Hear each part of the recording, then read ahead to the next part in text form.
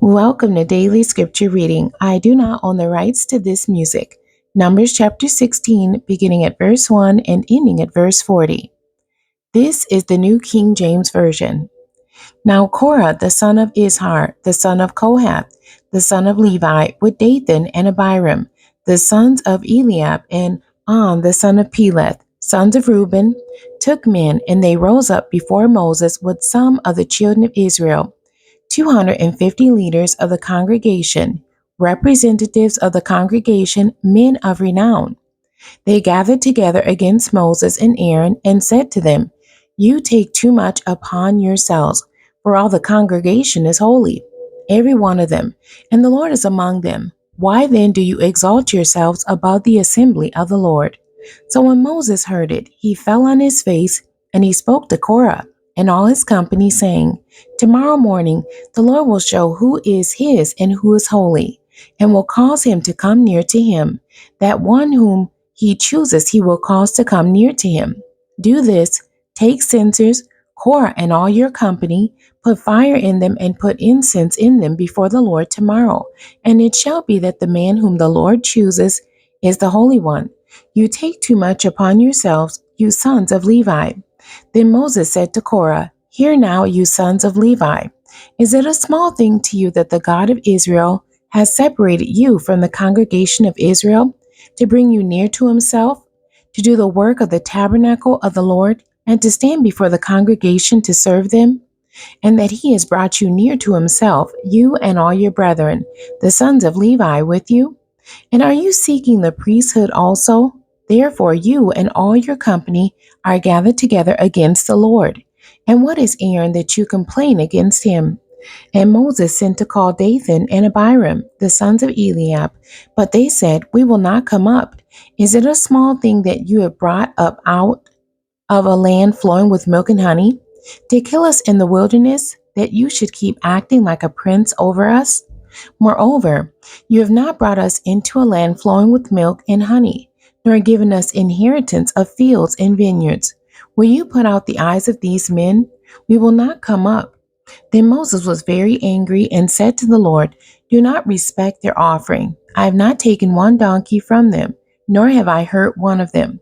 And Moses said to Korah, "Tomorrow you and all your company be present before the Lord, you and they, as well as Aaron.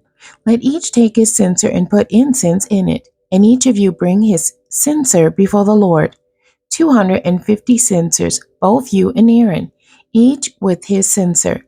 So every man took his censer, put fire in it, laid incense on it, and stood at the door of the tabernacle of meeting with Moses and Aaron. And Korah gathered all the congregation against them at the door of the tabernacle of meeting. Then the glory of the Lord appeared to all the congregation. And the Lord spoke to Moses and Aaron, saying,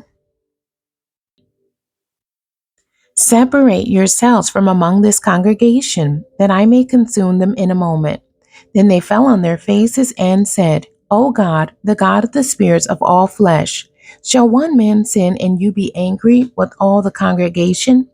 So the Lord spoke to Moses, saying, "Speak to the congregation, saying, Get away from the tents of Korah, Dathan, and Abiram." Then Moses rose and went to Dathan and Abiram, and the elders of Israel followed him. And he spoke to the congregation, saying, "Depart now from the tents of these wicked men. Touch nothing of theirs, lest you be consumed in all their sins." So they got away from around the tents of Korah, Dathan and Abiram.